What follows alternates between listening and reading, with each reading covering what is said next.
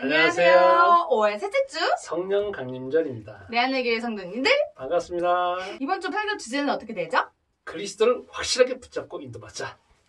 히브리서 1, 2장과 네. 3장이 다른 점이 있나요? 다른 점이 있습니다. 1장과 2장은 그리스도이신 예수님과 모세를 구체적으로 비교를 하는데 3장은 그 모세를 따랐던 사람들, 네. 그리스도를 따랐던 사람들이 이제 확실하게 신앙적으로 변심하지 않고 굳건히 하신 말씀을 지켜야 된다는 측면에서 그 백성들에게 하신 말씀입니다.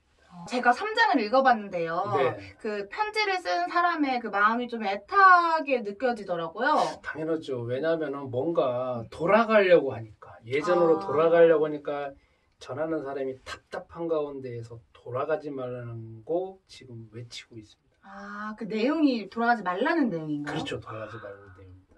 예전으로 돌아간다면 네. 어떤 생활을 말하는 건가요? 지금 그리스도 안에서 매일매일 응답받고 살아계신 그리스도의 인도를 받고 살아가는데, 예전으로 돌아간다면 다시 유대인이 살고 있는 생활, 네. 뭐 성전 중심, 음, 그 다음에 뭐 절기 중심, 음, 제사장 중심, 제사 중심, 음. 그쪽으로 해가지고 크게 표현하면 율법 생활로 다시 돌아간다. 히브리서 3장을 세부적으로 들어가서 네. 1절부터 19절까지 네. 주요 내용은 무엇인가요? 제가 두 가지 키워드로 또 여전히 설명해 드리겠습니다. 네, 그럼 첫 번째 키워드. 첫 번째 키워드는 14절 말씀을 중심으로 해서 우리가 시작할 때 확신한 것이 무엇인가라는 내용으로 말씀을 하겠습니다. 시작할 때 확신한 내용이라는 것을 좀 구체적으로 설명해 주시겠어요? 네, 그것은 성경에 나와 있습니다. 네. 마태복음 16장 16절에 주는 그리스도시요 살아계신 하나님의 아들이라는 것. 요한복음 19장 30절에 십자가 달려 죽으시기 전에 다 이루었다라고 하시는 말씀. 그리고 요한복음 20장 20절에 부활하신 그리스도께서 제자들에게 나타나셨던 사실. 그리고 마태복음 28장 16절부터 20절 말씀에 하늘과 땅의 모든 권세가 그리스도께서 가지고 계시고, 그래서 제자들한테 너희는 가서 하늘과 모든 족속으로 제자를 삼아라. 그리고 내가 너희와 항상 함께 할 것이다. 라는 말씀. 그리고 사도행전 1장 12절 말씀. 하늘로 올라가신 그리스도. 그리고 요한복음 14장 14절. 내 이름으로 무엇이든지 구하면 내가 시행하리라. 그 말씀을 근거로 해서 붙잡은 말씀이 매 순간마다 성취되어진 그 말씀입니다. 저 그 마지막 메시지 말씀, 네. 저 마지막 말씀 네. 되게 많이 들어봤어요. 그렇습니까? 네. 그러니까, 무엇이든지 내 이름으로 구하라는. 네. 그러니까 구하기 이전에 아까 그 내용 자체 몇 기절이지 않습니까? 네. 그게 그리스도 안에서 가장 핵심적인 말씀들이고 그리스도를 나타내는 말씀들이거든요. 그거를 이제 붙잡고 나아가는 것을 말하는 거죠. 그래서 그런 부분에 제일 처음에 교인들이, 초대교회 성도들이 확실한 그 메시지를 붙잡았다는 겁니다. 그 내용이 참 중요해요. 그 메시지를 붙잡았다는 그 내용이. 네, 그 메시지 내용이. 왜냐면 그 메시지 내용은 유대교에서는 없는 내용이거든요. 네, 그러면 두 번째 키워드는요? 12절에 믿지 아니하는 악한 마음을 품고라는 내용으로 말씀을 전하겠습니다. 어떤 악한 마음을 말하는 건가요? 그리스도께서 하셨던 말씀, 그리고 아까 그 말씀들 있지 않습니까? 네. 그리고 거기에 대한 증거가 있는데 그거를 무시하고 다시 옛날로 돌아가려고 하는 마음. 두 번째, 예수님의 제자들과 그 지도자들이 계속적으로 그 증거하는 말씀을 속에서는 이제 믿지 아니하는 마음.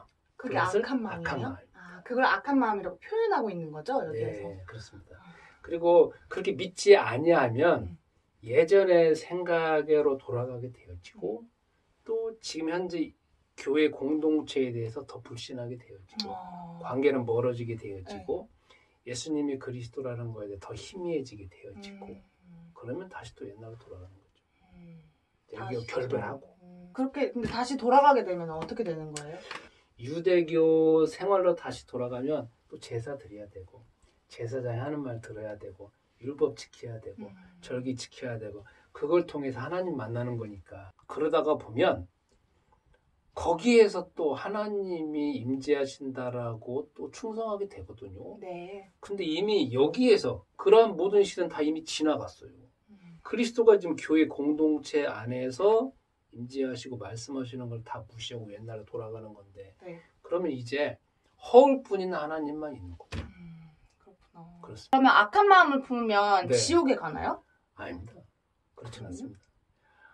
악한 마음을 품는다라고 하면 다시 예전으로 돌아가겠죠. 네. 그런데 그 순간부터 예전으로 돌아가면 하나님께서 그리스도를 통해서 교회에서 하시는 말씀, 각 개인에게 하시는 말씀, 가문적으로 하시는 말씀, 또 매 순간마다 임재하시고 또 인도하시는 그거 자체가 다 놓쳐버리는 거죠.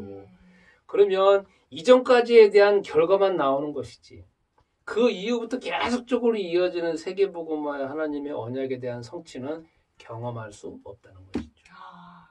저희가 히브리서 3장을 읽고 믿어짐으로써 네. 이전과 비교했을 때 어떤 게 많이 달라질까요? 일단 말씀을 들었기 때문에 자기 속에서 결단이 되어지겠고 그 말씀으로 인하여서 성도들 속에서 불신적인 측면, 희미해진 믿음이 확실하게 세워지니까 지금 현재 있는 가운데에서 또 어떻게 응답받아야 되고 그 다음에 말씀이 확립되어지니까 당연히 새로운 확신이 생기는 거죠. 그러면 이 말씀이 오늘날 우리에게는 어떻게 적용이 될까요?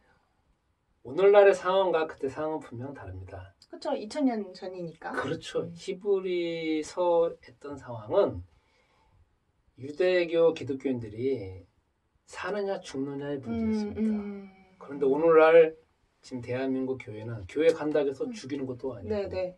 교회 간다고 해서 엄청난 피해 입는 것도 네. 아니고 교회 다닌다고 해서 직장 잘리는 것도 아니지 않습니까? 그런데 지금 오늘날 상황은 은근히 여러 가지 문화로 인하여서 신앙생활을 못할 수밖에 없는 환경으로 지금 몰아가고 있습니다. 예를 들어서 매스컴에서 계속 나오잖아요. 네. 교회가 뭐 대형화되어져서 말이야 돈 같은 거만 자기네들 나름대로 뭐 썬다 아니면 불이웃돕거나 그런 활동은 하지도 않는다. 국가가 무슨 문제가 생기는 거에 대해서 관심도 없다. 목회자는 왜 이렇게 돈만 밝히느냐. 교회 건물은 왜 이렇게 커지느냐. 해가지고 계속 공격을 하면 교회에 출석하는 사람도 교회가 그런 데인가 또 생각을 하게 돼요. 네. 교회 출석하지 않은 사람은 저러니까 교회가 저런다 해서 자꾸 그런 이야기 들으면 우리도 이제 하나님에 대해서도 그렇지만 교회가 자꾸 멀어지게 되지 않습니까? 네. 그리고 교회 안에서 보면 또 이러저러 인간적인 문제에서 막 갈등이 많지 않습니까? 네. 그러면 또 마음속에 상처를 입은 사람 같은 경우는 교회가 정말 이런 데인가 해서 또 마음속에 갈등이 생겨서 결국은 기도도 제대로 하지도 않게 되어지고 교회도 출석도 하지도 않게 되어지고 예배도 드리지 않게 되어지고 자꾸 바깥으로 또 가게 되어 있습니다. 그런 상황에 또 이 말씀이 적용될 수가 있습니다. 지금 상황도 똑같이 하나님은 살아계시고 예수님은 그리스도시고 지금도 성령으로 함께 하시니까 그런 상황이 생길 때 내가 어떻게 기도하는 가운데 어떻게 응답받고 어떻게 여기서 인도받느냐 내가 어떻게 결단하느냐 이것도 또한 오늘날 우리에게 가장 또 중요한 결단이 된 것 같습니다. 그 결단 또한 하나님의 응답일 수도 있잖아요. 그렇죠? 당연합니다. 그러니까 이런 상황에서도 우리가 기도하면서 지혜를 찾고 응답을 찾는 가운데 또 나아가야 됩니다. 포기는 안 됩니다. 그럼 이번 주도 이 두 가지 키워드로 말씀이 전해지겠네요? 네, 그렇습니다. 끝이에요? 네.